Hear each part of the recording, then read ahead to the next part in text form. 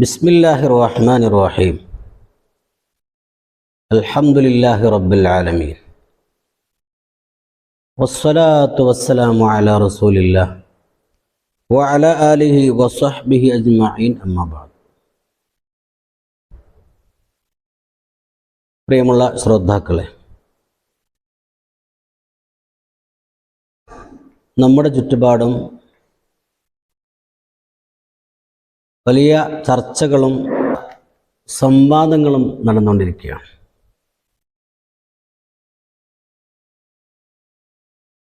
അതൊരു പക്ഷേ മതവേദികളിലും ഉണ്ട്, രാഷ്ട്രീയ വേദികളിലുമുണ്ട്. മാത്രമല്ല, ചെറിയ വരുന്ന വലിയ വരുന്ന വ്യത്യാസമില്ലാതെ വലിയ ചർച്ചകൾ ഒന്നിനു പിറകെ മറ്റൊന്ന് ഇങ്ങനെ വന്നുകൊണ്ടേയിരിക്കുകയാണ്. പ്രത്യേകിച്ച് ഈ ഒരു കാലഘട്ടത്തിൽ മീഡിയയുടെ അതിപ്രസരം, അത് വാട്സപ്പായാലും മറ്റ് ഏതായാലും വലിയ ചർച്ചകളാണ്. ഓരോ നാട്ടിലും വലിയ ചർച്ചകളാണ് നടന്നുകൊണ്ടിരിക്കുന്നത്. ഓരോരുത്തരും അവരുടേതായ വാദങ്ങളും അവർക്കിഷ്ടമുള്ള കാര്യങ്ങളൊക്കെ പറഞ്ഞ് സമർത്ഥിക്കാനുള്ള തിരക്കിലാണ്. ഇവിടെ നമ്മൾ സമസ്തയെക്കുറിച്ചും മുസ്ലിം ലീഗിനെ കുറിച്ചും മറ്റുള്ള ചില കാര്യങ്ങളെക്കുറിച്ചും ചർച്ച ചെയ്യുമ്പോൾ നമുക്കറിയാം, സമസ്ത എന്ന് പറയുന്നത് പണ്ഡിത സഭയാണ്. 1926 സ്ഥാപിതമായി പണ്ഡിത സഭ. ഇതിന് കൃത്യമായ ലക്ഷ്യമുണ്ട്. കൃത്യമായ ലക്ഷ്യം എന്ന് പറഞ്ഞാൽ സുന്നത്ത് ജമാഅത്തിൻ്റെ ആശയാദർശങ്ങളെ മുസ്ലിം സമൂഹത്തിൽ നിലനിർത്തുക എന്നുള്ളതാണ് മർമ്മപ്രധാനമായ ഒരു വിഷയം. അതിനാണ് ഊന്നൽ നൽകൽ.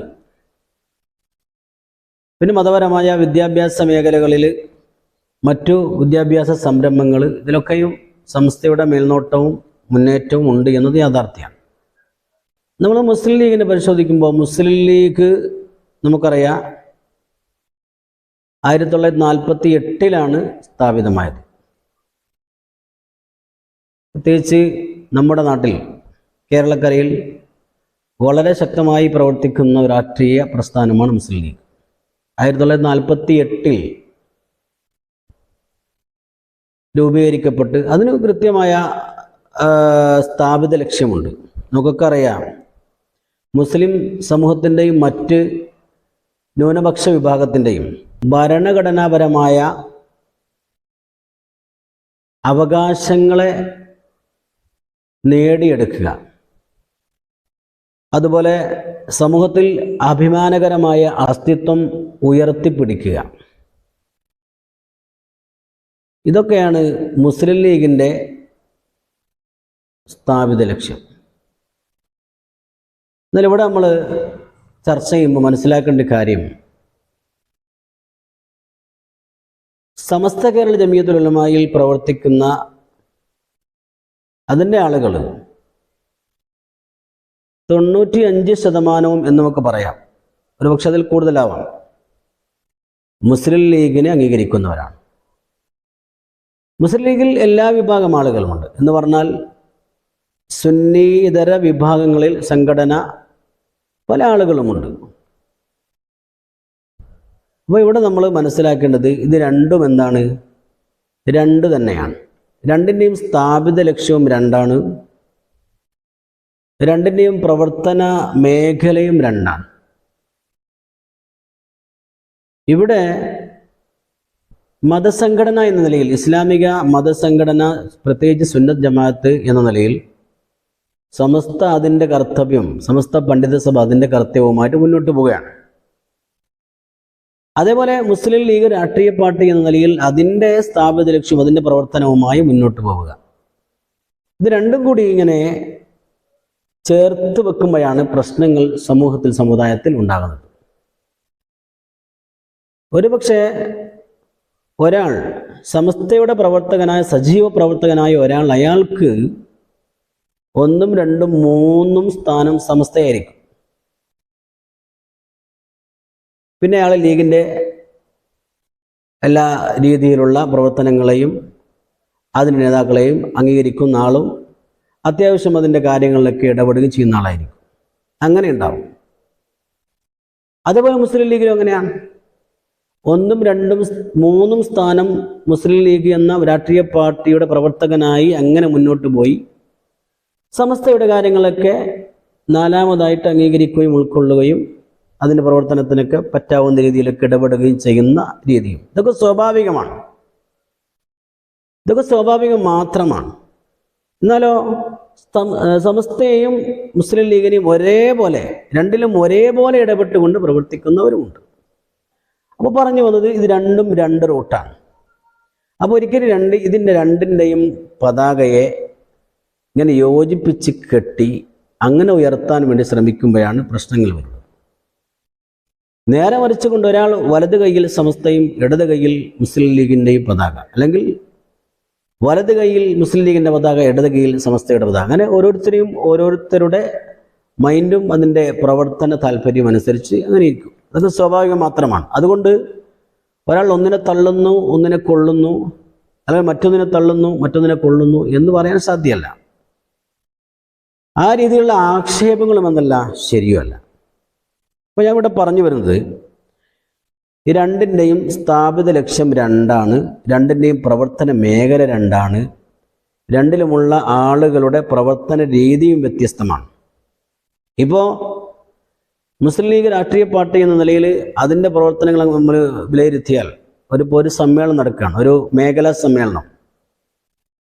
അതൊരു പക്ഷേ ആണും പെണ്ണും എല്ലാവരും കൂടി സംഗമിച്ചു കൊണ്ടുള്ള ഒരു സമ്മേളനമാകും.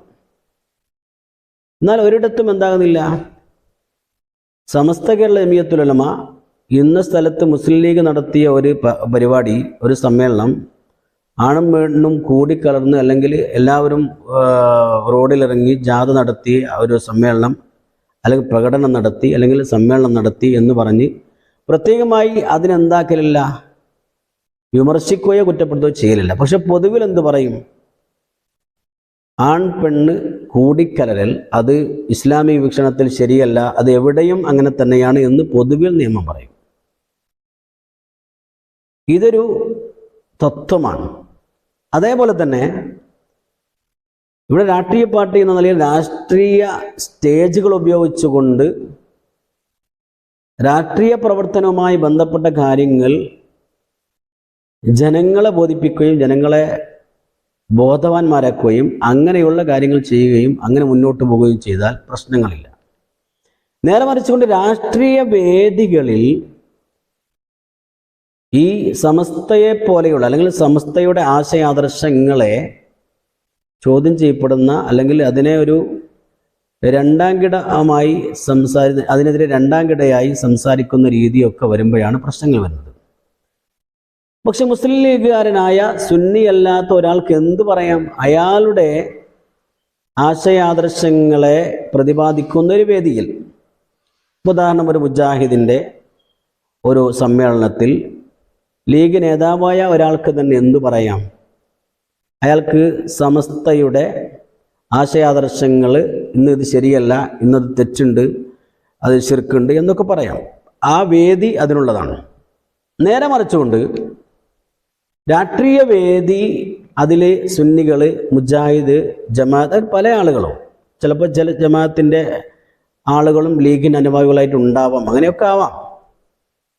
അങ്ങനെയൊക്കെ ആരായാലും അത് എന്ന് പറഞ്ഞാൽ വ്യത്യസ്ത ആശയാദർശങ്ങളിൽ വിശ്വസിക്കുന്ന ആളുകൾ ഉൾക്കൊള്ളുന്ന ഒരു മുസ്ലിം ലീഗ് പ്രസ്ഥാനത്തിൽ അതിൻ്റെ ഒരു സമ്മേളനമോ അതില്ലെങ്കിൽ അതിൻ്റെ ഒരു പ്രോഗ്രാമോ നടക്കുമ്പോൾ അതിലെന്ത് ചെയ്യരുത്? ഏതെങ്കിലും ഒരു പ്രസ്ഥാനത്തെ പ്രത്യേകം ഇകഴ്ത്തി കാണിക്കുകയോ അല്ലെങ്കിൽ പേരെടുത്ത് പറഞ്ഞുകൊണ്ട് ആക്ഷേപിക്കുകയോ ചെയ്യുന്ന രീതി ഒരിക്കലും ശരിയല്ല. അതേസ്ഥാനത്ത് സമസ്ത എന്ന പണ്ഡിത പ്രസ്ഥാനം, സമസ്ത ജമിയത്തുൽ ഉലമ, അതിൻ്റെ കീഴടങ്ങളൊക്കെ സുന്നി ആശയാദർശങ്ങൾ എപ്പോഴും പറയുകയും അതിൻ്റെ സമ്മേളനങ്ങളും അതിൻ്റെ ആദർശവേദികളൊക്കെ നടത്തുന്നവരാണ്. അവരെന്ത് ചെയ്യും? അവരുടെ ആശയങ്ങളും ആദർശങ്ങളും, സുന്നത്ത് ജമാഅത്തിൻ്റെ ആശയങ്ങളും ആദർശങ്ങളും എപ്പോഴും പറഞ്ഞുകൊണ്ടേയിരിക്കും. അതിന് മറുപടി എതിർകക്ഷികളായ ആളുകൾ പറയേണ്ടത് അവരുടെ വേദികളിലാണ്, അല്ലാതെ എന്തല്ല രാഷ്ട്രീയ വേദികളിലല്ല എന്നത് വളരെ കാലികമായി മനസ്സിലാക്കേണ്ട ഒരു കാര്യമാണ്. അപ്പോൾ ചുരുക്കത്തിൽ എന്തെല്ലാം, ഈ സമസ്തയും ലീഗും ഒന്നിച്ച് പ്രവർത്തിക്കേണ്ട അല്ലെങ്കിൽ ഒന്നിച്ച് പോകേണ്ട ഒരു വിഭാഗമല്ല എന്നർത്ഥം. പക്ഷേ എന്തുണ്ട്, സമസ്തയിലുള്ള ആളുകൾ ലീഗിലുണ്ട്, ലീഗിലുള്ള ആളുകൾ സമസ്തയിലുണ്ട്. അപ്പോൾ മുസ്ലിം ലീഗിൻ്റെ സമ്മേളനം നടക്കുകയാണെങ്കിൽ സമസ്തയുടെ പ്രവർത്തകന്മാരായ ഇഷ്ടംപോലെ ആളുകൾ അതിൽ പങ്കെടുക്കും. സമസ്തയുടെ ഒരു സമ്മേളനം നടക്കുകയാണെങ്കിൽ അതേ സമ്മേളനത്തിൽ മുസ്ലിം ലീഗിൻ്റെ സജീവ പ്രവർത്തകന്മാർ ഇഷ്ടംപോലെ ആളുകളുണ്ടാവും. എന്നാലോ സമസ്തയുടെ സമ്മേളനത്തെ തീരെ അനുകൂലിക്കാത്ത ഒട്ടനേകം ആളുകൾ മുസ്ലിം ലീഗിലുമുണ്ട്. കാരണം അവരുടെ ആശയം എന്ന് പറഞ്ഞാൽ മുജാഹിദ് പോലെയുള്ള പ്രസ്ഥാനം, അങ്ങനെയാണ് അവരുടെ കാര്യങ്ങൾ. അപ്പോൾ അവരെന്താവില്ല, സമസ്തയുടെ വിഷയങ്ങൾ സപ്പോർട്ട് ചെയ്യില്ല. അത് സ്വാഭാവികമാണ്. അപ്പോൾ ചുരുക്കത്തിൽ എന്തെല്ലാം, ഇതൊന്നും കൂട്ടിയോജിപ്പിച്ച് ഇതെല്ലാം ഒന്നാണ്, ഒരേ രീതിയിൽ ഒരു നാണയത്തിൻ്റെ ഇരുവശങ്ങളാണ് എന്ന രീതിയിലുള്ള പരാമർശവും ഇത് രണ്ടും ഒന്നിച്ചു മുന്നോട്ട് പോകണം എന്ന രീതിയിലുള്ള സമീപനവും ഈ അടുത്ത കാലത്തായിട്ട് വ്യാപകമായിട്ട് പറയപ്പെടുകയും അതിൻ്റെ പേരിൽ ഒട്ടേറെ പ്രശ്നങ്ങൾ ഉണ്ടാകുകയും ചെയ്യുന്നുണ്ട്. അപ്പം നമ്മളിവിടെ നമുക്കറിയാം, സമസ്തയുടെ ഒരു മേഖലാ സമ്മേളനം നടത്തുകയാണ്.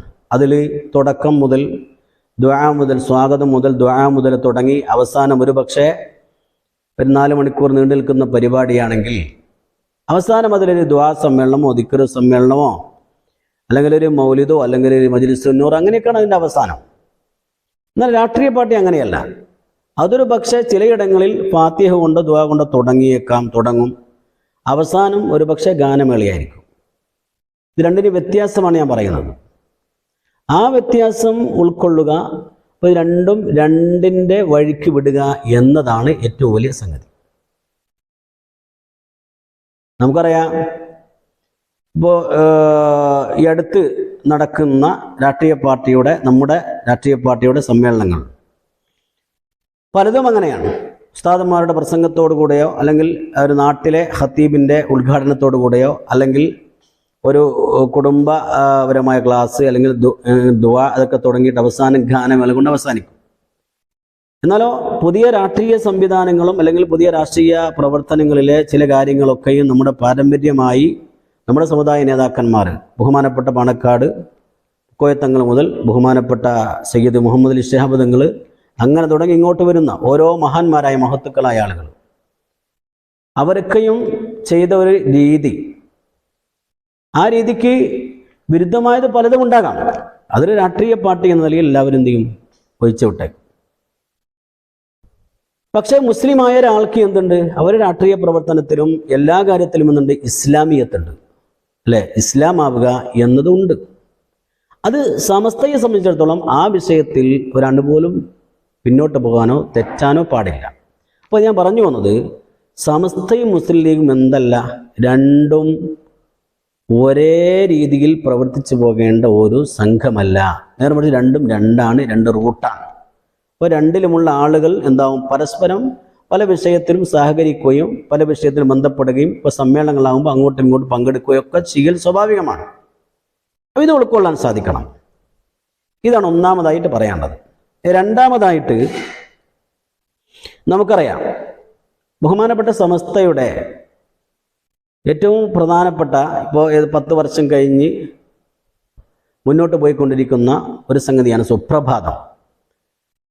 മാധ്യമ മേഖലയുമായി ബന്ധപ്പെട്ട ഓരോ കാര്യങ്ങളും നമ്മൾ പഠിക്കുമ്പോൾ അതിലൊക്കെ നമുക്കറിയാം, അതിനൊരു മാധ്യമ ലോകത്തെ പൊതു നിയമങ്ങളുണ്ട്. ആ നിയമങ്ങളെയാണ് സുപ്രഭാതവും മറ്റുള്ള പത്രങ്ങളെ പോലെ തന്നെ ഏറ്റെടുത്തതും പലതും ചെയ്യുന്നതും. പക്ഷേ അടിസ്ഥാനപരമായിട്ട് ഇസ്ലാമിക ശരീഅത്തിന് വിരുദ്ധമായത് പത്രങ്ങളിൽ വരാതിരിക്കുക എന്നത് സമസ്തയുടെ ഏറ്റവും പ്രധാനപ്പെട്ട ഒരു തീരുമാനമാണ്.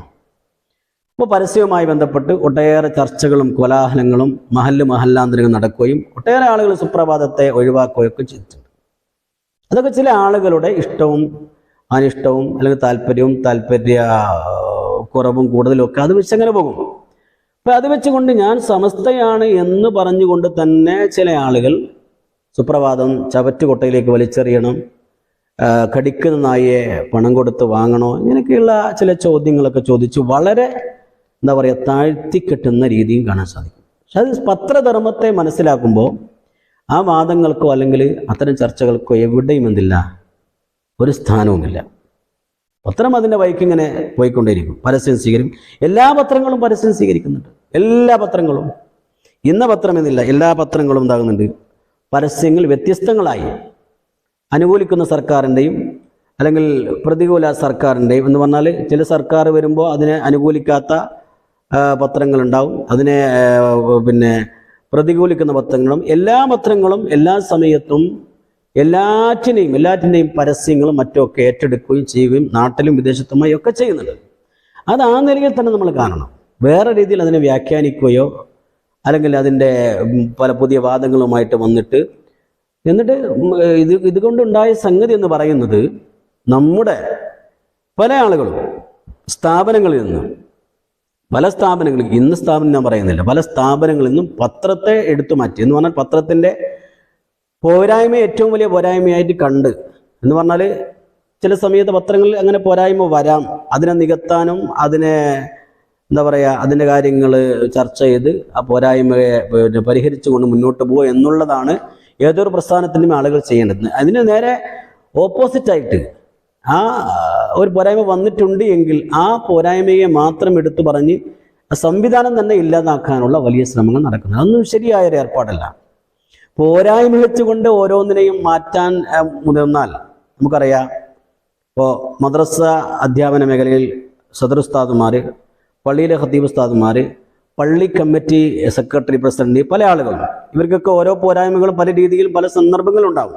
ആ പോരായ്മ വെച്ചുകൊണ്ട് ഓരോരുത്തരെയും മാറ്റാൻ ശ്രമിച്ചാലോ, ഒരു പോരായ്മ വരുമ്പോൾ ആ പോരായ്മയെ എടുത്തു പറഞ്ഞുകൊണ്ട് പെട്ടെന്നങ്ങ് മാറ്റുക. വർഷത്തിൽ ഇഷ്ടംപോലെ മാറ്റങ്ങൾ സംഭവിക്കും. കമ്മിറ്റിയിൽ മാറ്റമുണ്ടാകും, സെക്രട്ടറി എടുത്തറിയപ്പെടും, പ്രസിഡന്റിനെ മാറ്റപ്പെടും, സദറിനെ മാറ്റപ്പെടും, ഖത്തീബിനെ മാറ്റപ്പെടും, പലതും ഉണ്ടാകും. അപ്പോൾ അതങ്ങനെയല്ല. സ്വാഭാവികമായി ചിലതിലുണ്ടാകുന്ന അപാകതകൾ അല്ലെങ്കിൽ ചില നെഗറ്റീവുകളൊക്കെ അതൊക്കെ പരമാവധി തരണം ചെയ്തുകൊണ്ട് അതിലെ വീഴ്ചകൾ, പോരായ്മകളൊക്കെ പരിഹരിച്ചുകൊണ്ട് മുന്നോട്ട് പോയി അങ്ങനെ സമുദായത്തിൻ്റെ നേതാക്കളെയും പ്രസ്ഥാനത്തെയും ഒക്കെ നെഞ്ചിലേറ്റി മുന്നോട്ട് പോകുക എന്നുള്ളതാണ് ആ വിഷയവുമായിട്ട് ബന്ധപ്പെട്ട് പറയാനുള്ളത്. മറ്റൊന്ന് നമുക്കറിയാം, ഖാദി ഫൗണ്ടേഷൻ വളരെ വലിയ ചർച്ചയായി വന്നൊരു കാര്യം. ഖാദി ഫൗണ്ടേഷൻ എന്ന് പറയുമ്പോൾ ഇപ്പോൾ സയ്യിദ് സാദിഖ് അലി ശിഹാബ് തങ്ങൾ നമുക്കറിയാം, കേരളത്തിലെ മുസ്ലിം രാഷ്ട്രീയ പാർട്ടിയുടെ അജയ്യനായ സാരഥിയാണ്. അദ്ദേഹം നമുക്കറിയാം പാരമ്പര്യമായിട്ട് അവരുടെ ജ്യേഷ്ഠന്മാരായ ആളുകൾ, വാപ്പടക്കം വലിയ മഹത്തുക്കളായ ആളുകളാണ്. അപ്പോൾ അതിൻ്റെ തുടർച്ച എന്നോണം ആയിരക്കണക്കിന് മഹലിൻ്റെ ഖാദിയാണ് സയ്യിദ് സാദിഖ് അലി ശിഹാബ് തങ്ങൾ. അദ്ദേഹം ഖാദിയായി നിൽക്കുന്ന മഹലിൻ്റെ അതിൻ്റെ കൂട്ടായ്മ, അതിൻ്റെ സാരഥികളെ സംഗമിക്കാൻ അതിൻ്റെ സാരഥികൾ, അതിൻ്റെ ഭരണാധികാരികൾ, മാനേജ്മെൻറ്റ്, അവിടെ വർക്ക് ചെയ്യുന്ന ഖത്തീബുമാർ, അവരെയൊക്കെ ഒരുമിച്ച് വർഷത്തിലോ 6 മാസത്തിലൊക്കെ ഒരുമിച്ച് കൂട്ടാനും അവർക്ക് പ്രത്യേക നിർദ്ദേശം കൊടുക്കാനൊക്കെ ഒരു ഫൗണ്ടേഷൻ, ഒരു കേന്ദ്രം, അത് ഏറ്റവും നല്ല അഭിമാനകരമായ മുന്നേറ്റമാണ്. അതിൽ നിന്ന് വ്യത്യസ്തമായ രീതിയോ അല്ലെങ്കിൽ സംവിധാനമോ ഉപയോഗപ്പെടുത്തുന്ന അല്ലെങ്കിൽ ഉണ്ടാകുന്ന ഒരു സാഹചര്യം ഉണ്ടെങ്കിൽ അത് ചർച്ച ചെയ്യപ്പെടേണ്ടതുമാണ്. കാരണം സുന്നി എന്ന് പറഞ്ഞാൽ സമസ്തയുടെ സംവിധാനമായ SMF, അങ്ങനെ പല രീതിയിലും ഓരോ മഹലിലും അതിൻ്റെ പ്രവർത്തനം സജീവമാണ്. അപ്പോൾ ആ പ്രവർത്തന മേഖല നിലനിൽക്കെ തന്നെ മഹല്ലുകളിൽ ഇപ്പോൾ നമുക്കറിയാം പഞ്ചായത്തിൽ SMF കമ്മിറ്റി ഉണ്ട്, മേഖലയിലുണ്ട്. അതേപോലെ ഈ ഫൗണ്ടേഷൻ്റെ പേരിൽ ഫൗണ്ടേഷൻ, പഞ്ചായത്ത് ഫൗണ്ടേഷൻ കമ്മിറ്റി, മേഖല ഫൗണ്ടേഷൻ കമ്മിറ്റി എന്ന് പറയുമ്പോൾ അത് നമ്മളതിനെ എതിർക്കുകയല്ല. അത് സമുദായത്തിൻ്റെ കെട്ടുറപ്പിന് അത്ര ഒരു നേട്ടമായിട്ട് നമുക്ക് മനസ്സിലാക്കാൻ സാധിക്കുന്നില്ല. അതിന് പിന്നെ ഖാദിയായിട്ട് വർഷങ്ങളായിട്ട് നിലനിൽക്കുന്ന ഒരാളെക്കുറിച്ച് അദ്ദേഹം ഖാദിയാകാൻ യോഗ്യനാണെന്ന് ചർച്ചയ്ക്കൊന്നും പ്രസക്തിയില്ല. സയ്യിദ് ഹൈദർ അലി ശിഹാബ് തങ്ങളുള്ള കാലത്തെ തന്നെ സാദിഖ് അലി ശിഹാബ് തങ്ങൾ പല മഹലിലും ഖാദിയാണ്. അപ്പോൾ ഖാദിയാകാൻ യോഗ്യതയുണ്ടോ ഇല്ലയോ എന്നത് ഇവിടെ ചർച്ചയെ ആവശ്യമില്ല. ആ ചർച്ച അസ്ഥാനത്താണ് എന്നാണ് എൻ്റെ ഒരു വിലയിരുത്തൽ. പിന്നെ നമുക്കൊക്കെ അറിയാം, ഒരു വിഷയത്തിൽ ഒരു മേഖലയിൽ എത്തിയിരിക്കുന്ന ഒരാൾ, ഇപ്പോൾ ഒരു എഞ്ചിനീയറായ ഒരാൾ, അയാൾ ആ എഞ്ചിനീയറിംഗ് മേഖലയിൽ പ്രവർത്തിക്കുമ്പോൾ അയാൾക്ക് അതുമായി ബന്ധപ്പെട്ട അറിവുണ്ടാവുക, അത്രയേ ഉള്ളൂ. ഇവർ അധ്യാപന മേഖല, ഇപ്പോൾ ഒരു മദ്രസയിൽ അധ്യാപനം ചെയ്യും, ഒരു സ്കൂൾ ടീച്ചർ, അപ്പോൾ അയാൾ എടുക്കുന്ന വിഷയം ഏതാണോ അതുമായിട്ട് നല്ല ബന്ധവും അതുമായിട്ട് നല്ല അറിവും ഉണ്ടാവുക, അങ്ങനെയുള്ള ആളുകൾ അത് ഏറ്റെടുക്കുകയുള്ളൂ. അപ്പോൾ ഖാദിയായി നിൽക്കാനുള്ള യോഗ്യത അല്ലെങ്കിൽ അതുമായി ബന്ധപ്പെട്ട വിഷയങ്ങൾ ഗ്രഹിക്കുകയും മനസ്സിലാക്കുകയും ചെയ്തത് കൊണ്ടാണ് നമുക്കറിയാം സയ്യിദ് സാദിഖ് അലി ശിഹാബ് തങ്ങൾ ആ മേഖലയിൽ ഇത്രയും കാലം നിലനിൽക്കുകയും ഇപ്പോഴും അത് തുടർന്നുകൊണ്ടിരിക്കുകയും ചെയ്യുന്നത്. അതിൻ്റെ പോരായ്മകളോ അതല്ലെങ്കിൽ അതിൻ്റെ മറ്റുള്ള വശങ്ങളോ ചർച്ച ചെയ്യുന്നതോ അല്ലെങ്കിൽ അതുമായി ബന്ധപ്പെട്ട വിഷയങ്ങൾ വാട്സപ്പ് ഗ്രൂപ്പുകളിലൊക്കെ പല രീതിയിലും ചർച്ച ചെയ്യപ്പെടുന്നു. വളരെയേറെ വേദനാജനകമാണ്. ഒരിക്കലും അതിൻ്റെ ആവശ്യമേ ഇല്ല എന്നത് നമ്മൾ മനസ്സിലാക്കണം. അപ്പം ഇതിൻ്റെ പേര് എന്തൊക്കെ പ്രശ്നങ്ങളെന്നറിയോ? ഒട്ടനേകം ചർച്ചകൾ. അഹ്ലു ബൈത്തിന്റെ നായകന്മാരെ വളരെയേറെ തരം താഴ്ത്തുന്ന ബഹുമാനപ്പെട്ട ജിഫ്രി തങ്ങളെക്കുറിച്ച് ഒട്ടേറെ മോശപ്പെട്ട കമൻറ്റുകൾ, സാദിഖ് അലി തങ്ങളെക്കുറിച്ച് ഒട്ടേറെ മോശപ്പെട്ട കമൻറ്റുകൾ, ചിത്രങ്ങൾ, സാദിഖ് അലി തങ്ങളെക്കുറിച്ചൊക്കെ ചില ഫോട്ടോസുകളും ഒക്കെ ഓരോരുത്തർ ക്രിയേറ്റ് ചെയ്ത് വിടുന്നത് ഒരു മുസ്ലിമിനെ ഒരു മുസ്ലിമായ ഒരാൾ അങ്ങനെ ചെയ്യാൻ പറ്റുമോ എന്ന് നമ്മൾ വളരെ ഗഹനമായി ആലോചിച്ചു പോകും. ഒരിക്കലും മുസ്ലിം അല്ലാത്ത അഥവാ മറ്റു മതസ്ഥരിൽപ്പെട്ട ഒരാളും അങ്ങനെ ചെയ്യില്ല. അത്രമേൽ അബദ്ധം പിടിച്ച ചില കാര്യങ്ങളൊക്കെ അഹ്ലു ബൈത്തിന്റെ പേരിൽ ചെയ്യപ്പെടുന്നത് വളരെയേറെ വേദനാജനകമാണ്. അപ്പം ഞാൻ ദീർഘമായി പറയുകയല്ല. അതേപോലെ നമുക്കറിയാം മറ്റൊരു വിഷയമാണ് ഇപ്പോൾ പൊതുവിൽ നടന്നുകൊണ്ടിരിക്കുന്നത്. ഒരു മഹലിൽ സയ്യിദ് ജമലുല്ലൈലി തങ്ങൾ അല്ലെങ്കിൽ സയ്യിദ് സാദിഖ് അലി തങ്ങൾ അല്ലെങ്കിൽ ജിഫ്രി തങ്ങൾ ആരായാലും ഖാദിയായി നിലനിൽക്കുന്ന ഒരു മഹലിൽ ആ മഹലിലെ ആ ഖാദിയെ ഒന്നുകിൽ ജമലുല്ലൈലി തങ്ങളെ അല്ലെങ്കിൽ സാദിഖ് അലി തങ്ങളെ അല്ലെങ്കിൽ ജിഫ്രി തങ്ങളെ എന്ത് ചെയ്യുക, അവരെ മാറ്റണം, അവരെ മാറ്റി ഇന്നാളാക്കണം. സാദിഖ് അലി തങ്ങളെ മാറ്റി ജമലുല്ലൈലി ആക്കണം, ജമലുല്ലൈലി തങ്ങളെ മാറ്റി സാദിഖ് അലി തങ്ങളാക്കണം, അല്ലെങ്കിൽ ജിഫ്രി തങ്ങളെ മാറ്റി സാദിഖ് അലി ആക്കണം, സാദിഖ് അലി തങ്ങളെ മാറ്റി ജിഫ്രി തങ്ങളെ ആക്കണം. ഇങ്ങനെയുള്ള ചർച്ചകൾ ചില മഹലുകൾ നടക്കുന്നുണ്ട്. എവിടെയെങ്കിലും തീരുമാനമായിട്ടുണ്ടോ എന്ന് എനിക്കറിയില്ല. ചർച്ചകളും അതിൻ്റെ ചില ആലോചനകളൊക്കെ പലയിടങ്ങളും നടക്കുന്നുണ്ട്. ഒരിക്കലും ചെയ്യാൻ പറ്റാത്തൊരു കാര്യമാണ്. അഹ്ലു ബൈത്തി എന്ന് പറയുന്നത് നമ്മൾ മനസ്സിലാക്കേണ്ട വളരെ വലിയ സംഗതികളുണ്ട്. അള്ളാഹുവിൻ്റെ റസൂലിൻ്റെ രക്തമാണത്. ഹബീബായ പ്രവാചകന്റെ കുടുംബത്തെ, അതിൽ ഏത് അഹ്ലു ബൈത്തിൽപ്പെട്ട ആരായാലും നമ്മൾ അവരെ വിഷമിപ്പിക്കുന്ന രീതിയിലുള്ള തീരുമാനങ്ങളോ ആ രീതിയിലുള്ള ഇടപെടലുകളോ മഹല്ല് നേതൃത്വം എടുത്തു കഴിഞ്ഞാൽ തീർത്തു പറയാൻ നമുക്ക് അതിൽ ഉൾക്കൊള്ളുന്ന അതിൻ്റെ നേതാക്കന്മാർ, മഹല്ല് ഭാരവാഹികൾ ആരായാലും അവർക്കോ അല്ലെങ്കിൽ അവരുടെ മക്കളിലോ അതിൻ്റെ പ്രത്യാഘാതം ഉണ്ടാകുമെന്ന വിഷയത്തിൽ തർക്കമില്ല. അതേപോലെ നമുക്കറിയാം പണ്ഡിത സഭ പല ചർച്ചകളും നടത്തുന്നുണ്ട് പല വിഷയങ്ങളിലും. പണ്ഡിത സഭ ഒരു ചർച്ച ചെയ്ത് തീരുമാനം പറയുമ്പോൾ അത് ഏറ്റെടുക്കുക എന്നതാണ് അതിനെ അംഗീകരിക്കുന്ന ആളുകളുടെ ഉത്തരവാദിത്വം.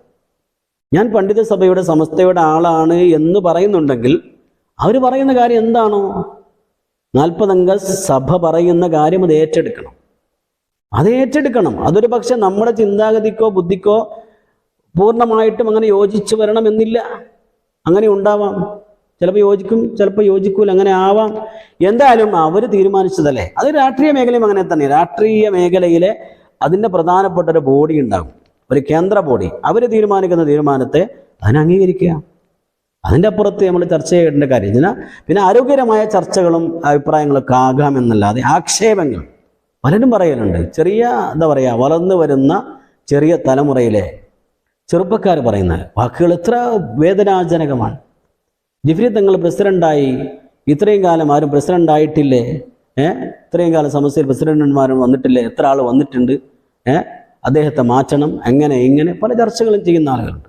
പല ചർച്ചകളും അങ്ങനെ സാദിഖ് അലി തങ്ങളെക്കുറിച്ചും അങ്ങനെ പല ചർച്ചകളും. ഇതിനൊന്നും ആവശ്യമില്ല. രാഷ്ട്രീയ മേഖലയായാലും മതമേഖലയായാലും അതിൻ്റെ നേതാക്കന്മാർ, അതിൻ്റെ ബോഡി, പ്രധാന ബോഡി അവരുടെ നിർദ്ദേശങ്ങളും ചർച്ചകളും അതൊക്കെ അംഗീകരിക്കുക എന്നതാണ് അതിൻ്റെ അനുയായികളുടെ കടപ്പാട് എന്നത് നമ്മളിവിടെ പ്രത്യേകം മനസ്സിലാക്കേണ്ട കാര്യം. പിന്നെ ഒരു ചർച്ചയിൽ ഇപ്പോൾ ഒരു മേഖലയിലെ ഒരു ജില്ലയിലെ ഒരു കമ്മിറ്റി, ഒരു ബോഡി, അവർ പല ചർച്ചയും അവിടെ നടത്തും. ഇപ്പോൾ സമസ്തയാണെങ്കിൽ അതിൻ്റെ പണ്ഡിത ചർച്ച, അതിലിങ്ങനെ പല അഭിപ്രായ ഭിന്നതകളും, നിങ്ങളെന്താ അങ്ങനെ പറഞ്ഞത്, അങ്ങനെ പറയാൻ പാടില്ല എന്നൊക്കെ പല ചർച്ചകളും അവർ തമ്മിൽ നടക്കും. സ്വാഭാവികമാണ്. ഒരു കമ്മിറ്റിയിൽ എന്തൊക്കെ നടക്കുന്നു?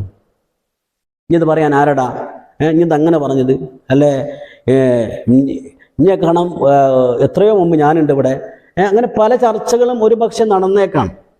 ആ ചർച്ചകൾ അത് തുടങ്ങി അവസാനിച്ചു കഴിഞ്ഞാൽ അതിന് അവസാനത്തോടു കൂടി അവിടെയുള്ള പ്രധാനപ്പെട്ട തീരുമാനങ്ങൾ ചർച്ചകളുമാണ് എന്ത് ചെയ്യുന്നത്, പ്രധാന ഒരു സംഗതിയായിട്ട് അവിടെ രൂപാന്തരപ്പെടുന്നത്. മറ്റുള്ള ചില സംസാരങ്ങളൊക്കെ ഒരു പക്ഷേ അപക്വമായതായിരിക്കാം.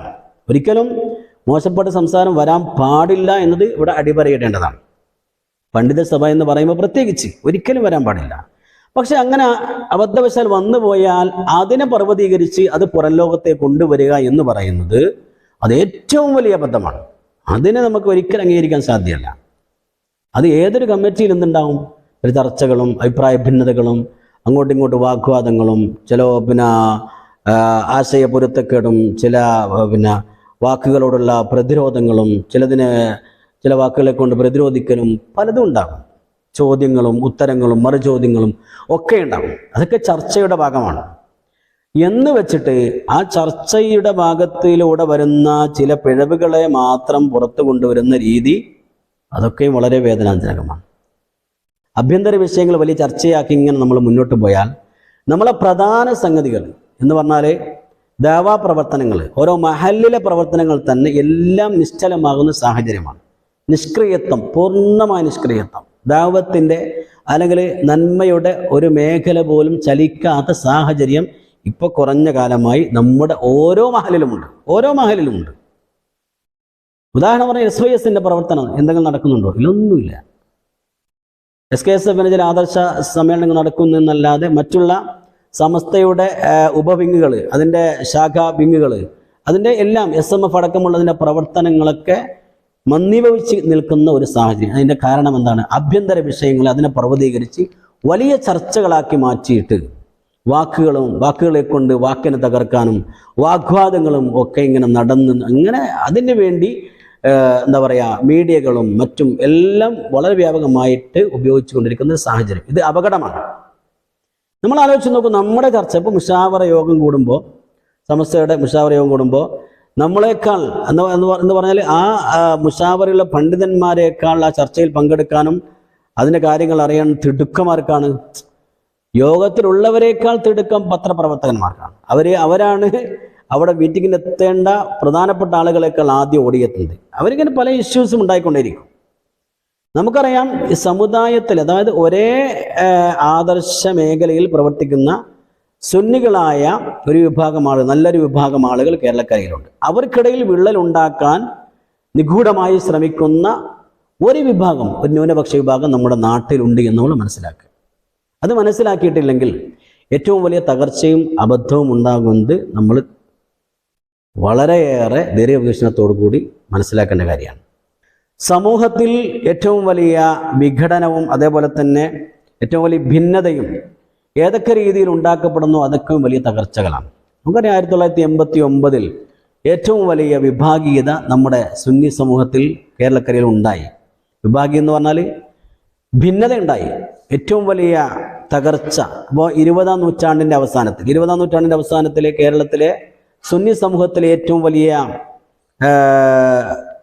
അപകടം, ഏറ്റവും വലിയ വിപത്തി ഏതാണെന്ന് ചോദിച്ചാൽ 1989 ഏറ്റവും വലിയ വിഘടനമാണ് എന്ന് തന്നെ നമുക്ക് പറയാൻ പറ്റും. അതിൻ്റെ പേരിൽ എത്ര പ്രശ്നങ്ങളുണ്ടായി. മഹല്ലുകളിൽ, നാടുകളിൽ, ഒരു വീടുകളിലടക്കം പല വീടുകളിലും അതിൻ്റെ പ്രത്യാഘാതങ്ങളുണ്ടായി. ഇപ്പോഴും അതിൻ്റെ അലയൊലികളിൽ അവിടെയും ഇവിടങ്ങളിലായി നടന്നുകൊണ്ടിരിക്കുകയാണ്.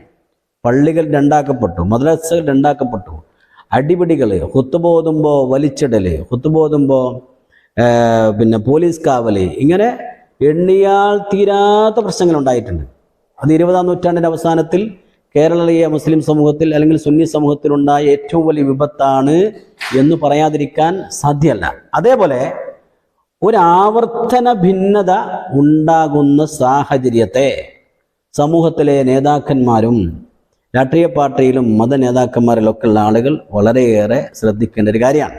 ഇതൊരു നിർദ്ദേശവുമല്ല.